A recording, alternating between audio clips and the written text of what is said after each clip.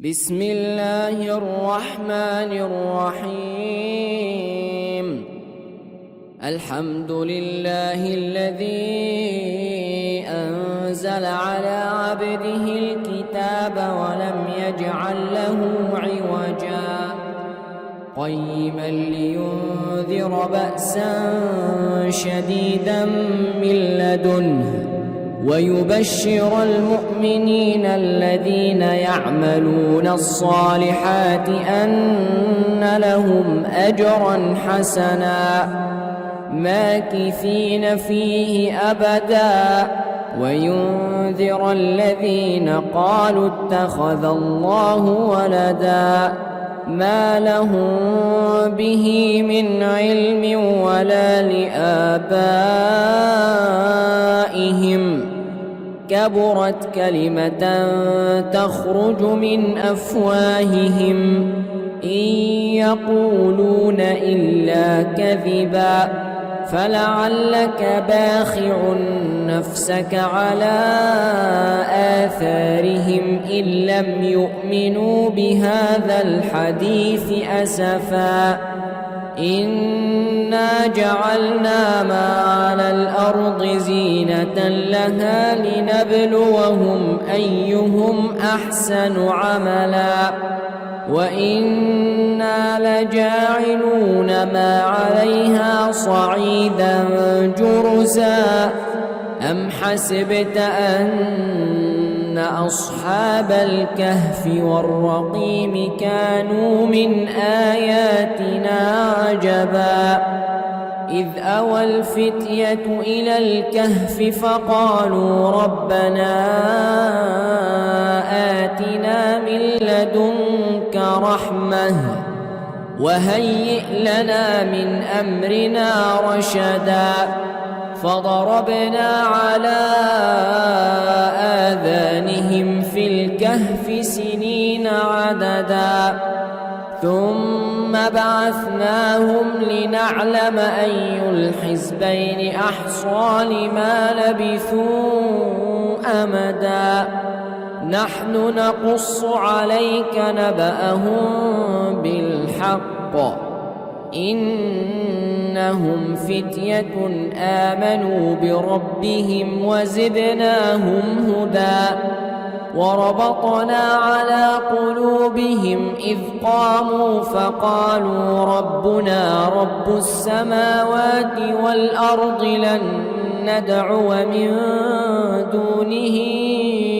إلها لقد قلنا إذا شططا هؤلاء قومنا اتخذوا من دونه آلهة لولا يأتون عليهم بسلطان بين فمن أظلم ممن افترى على الله كذبا وإذ اعتزلتموهم وما يعبدون إلا الله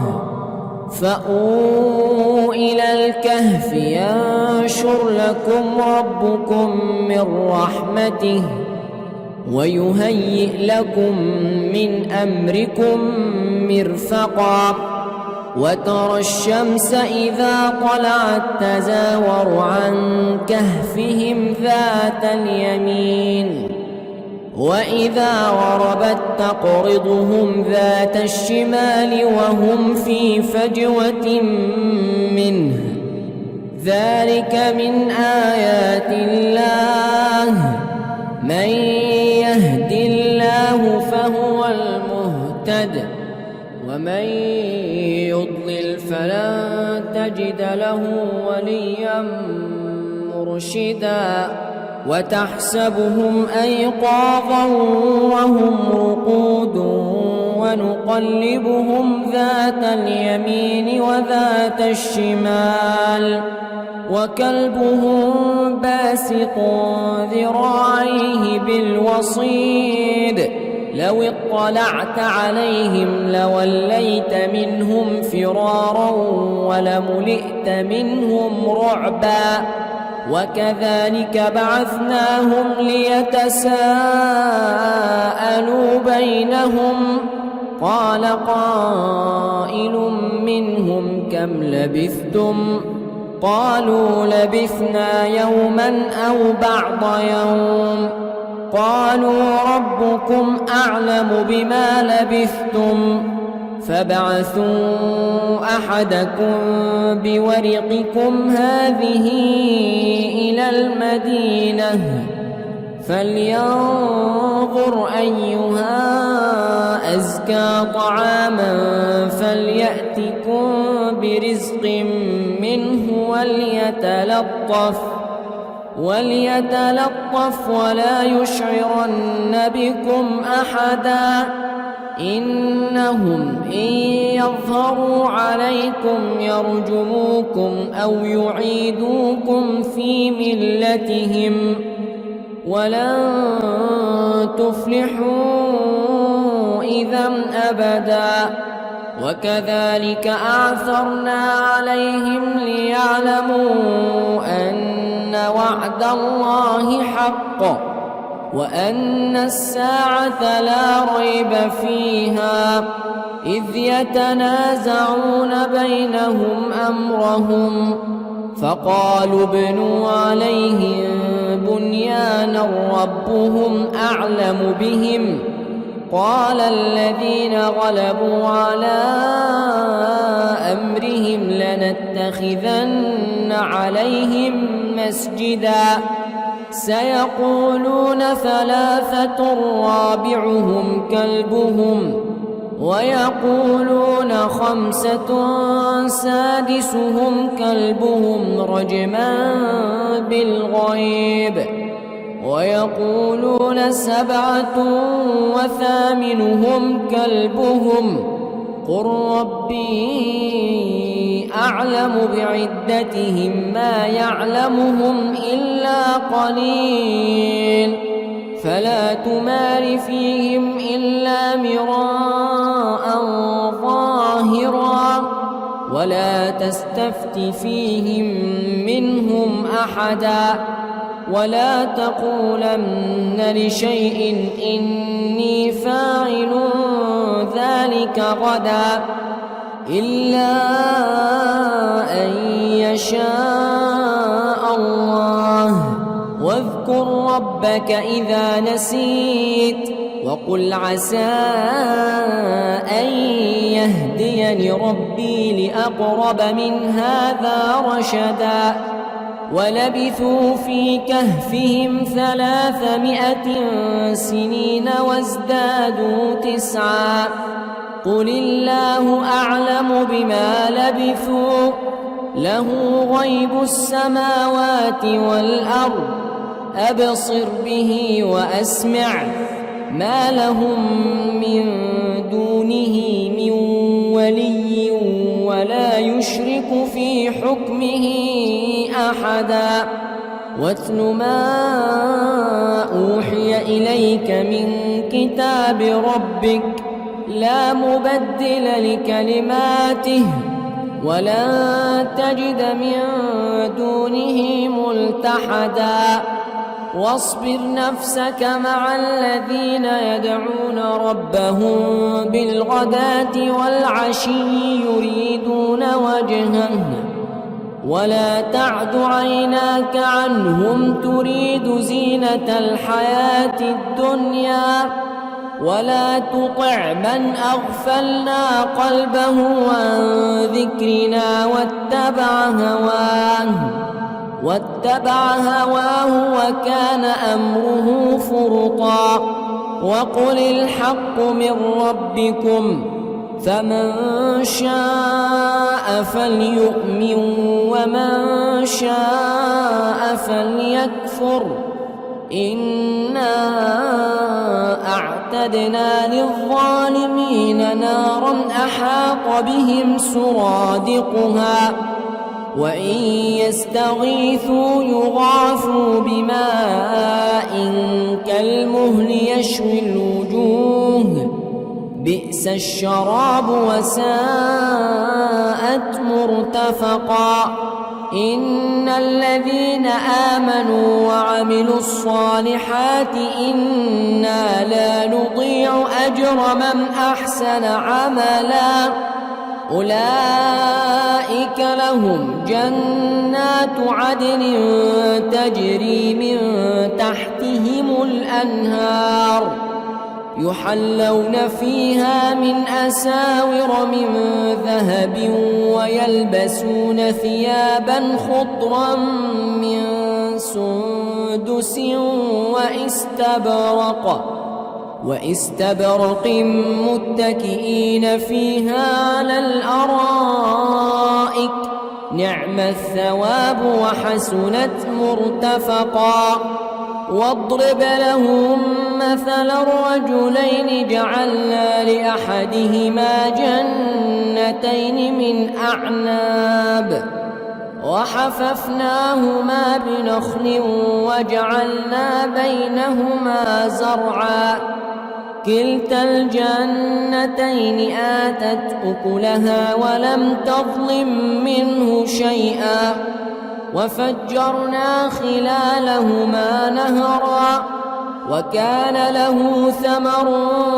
فقال لصاحبه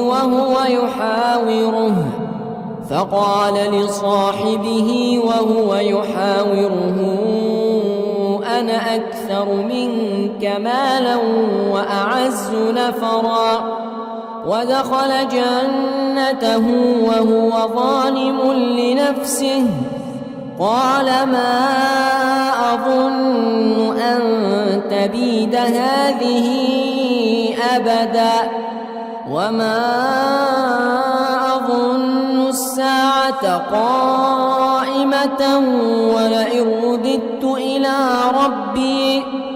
ولئن رددت إلى ربي لأجدن خيرا منها منقلبا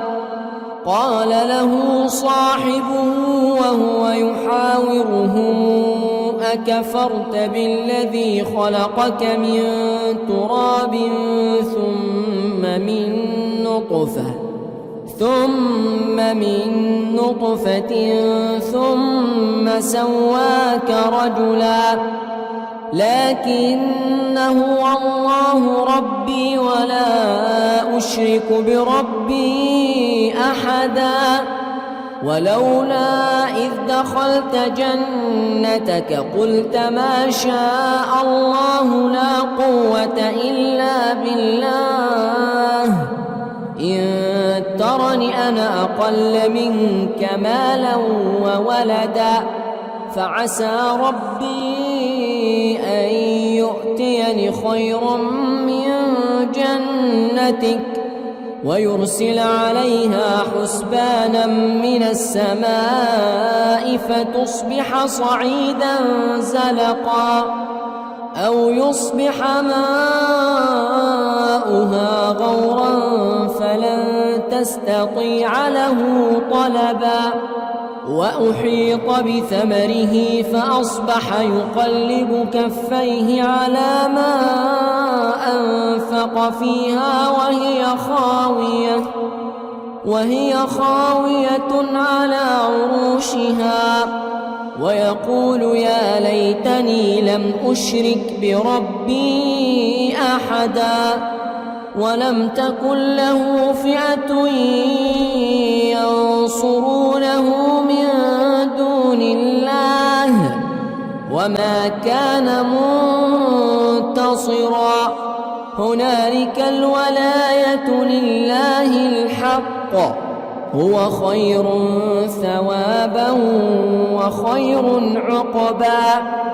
واضرب لهم مثل الحياة الدنيا كماء أنزلناه من السماء فاختلط به نبات الأرض فأصبح هشيما تذروه الرياح وكان الله على كل شيء مقتدرا المال والبنون زينة الحياة الدنيا والباقيات الصالحات خير عند ربك ثوابا وخير أملا. ويوم نسير الجبال وترى الأرض بارزة وحشرناهم فلم نغادر منهم أحدا وعرضوا على ربك صفا لقد جئتمونا كما خلقناكم أول مرة بل زعمتم أن لن نجعل لكم موعدا. ووضع الكتاب فترى المجرمين مشفقين مما فيه ويقولون يا ويلتنا ما لهذا الكتاب لا يغادر صغيرة ولا كبيرة إلا أحصاها ووجدوا ما عملوا حاضرا ولا يظلم ربك أحدا. وإذ قلنا للملائكة اسجدوا لآدم فسجدوا إلا إبليس كان من الجن ففسق عن أمر ربه أفتتخذونه وذريته أولياء من دوني وهم لكم عدو بئس للظالمين بدلا. ما أشهدتهم خلق السماوات والأرض ولا خلق أنفسهم وما كنت متخذ المضلين عضدا. ويوم يقول نادوا شركائي الذين زعمتم فدعوهم فلم يستجيبوا لهم وجعلنا بينهم موبقا. ورأى المجرمون النار فظنوا أنهم مواقعوها ولم يجدوا عنها مصرفا. ولقد صرفنا في هذا القرآن للناس من كل مثل وكان الإنسان أكثر شيء جدلا. وما منع الناس أن يؤمنوا إذ جاءهم الهدى ويستغفروا ربهم إلا أن تأتيهم سنة الأولين أو يأتيهم العذاب قبلا. وما نرسل المرسلين إلا مبشرين ومنذرين ويجادل الذين كفروا بالباطل ليدحضوا به الحق واتخذوا آياتي وما أنذروا هزوا. ومن أظلم ممن ذكر بآيات ربه فأعرض عنها ونسي ما قدمت يداه إنا جعلنا على قلوبهم أكنة أن يفقهوه وفي آذانهم وقرا وإن تدعهم إلى الهدى فلن يهتدوا إذا أبدا. وربك الغفور ذو الرحمة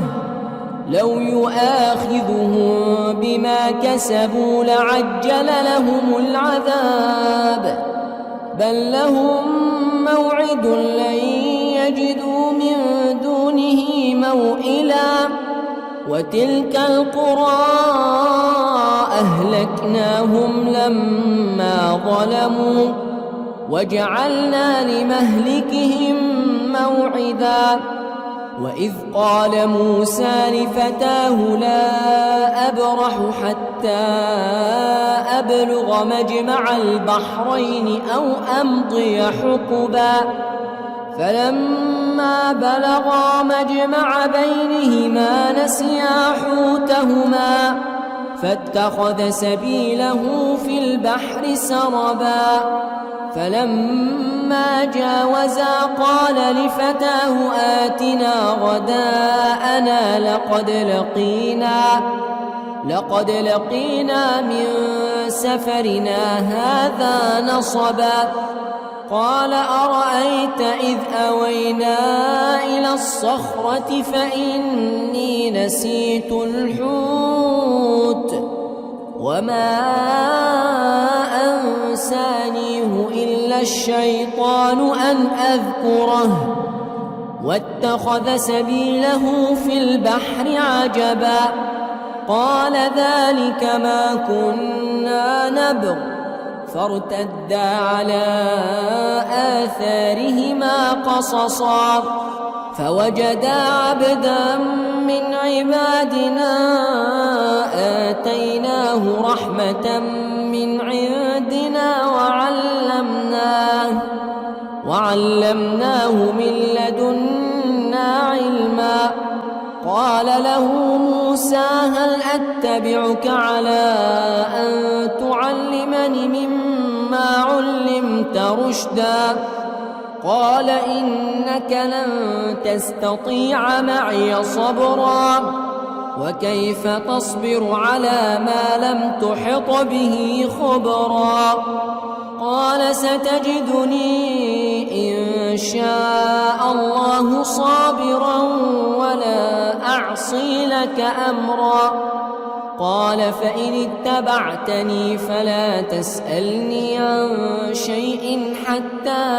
أحدث لك منه ذكرا فانطلقا حتى إذا ركبا في السفينة خرقها قال أخرقتها لتغرق أهلها لقد جئت شيئا إمرا قال ألم أقل إنك لن تستطيع معي صبرا قال لا تؤاخذني بما نسيت ولا ترهقني من أمري عسرا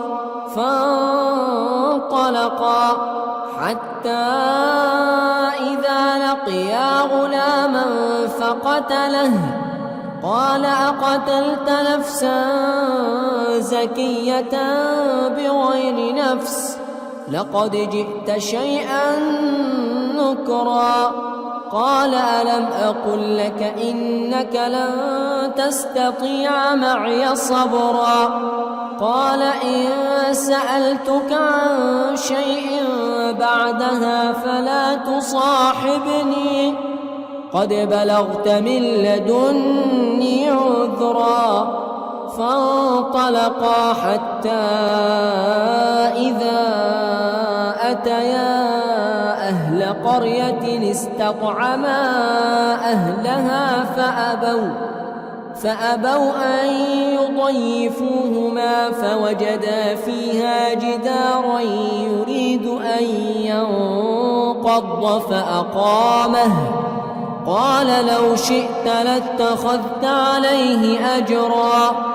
قال هذا فراق بيني وبينك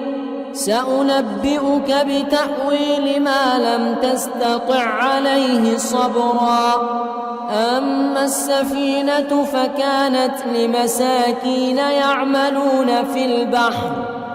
فأردت أن أعيبها وكان وراءهم ملك يأخذ كل سفينة غصبا وأما الغلام فكان أبواه مؤمنين فخشينا أن يرهقهما طغيانا وكفرا فأردنا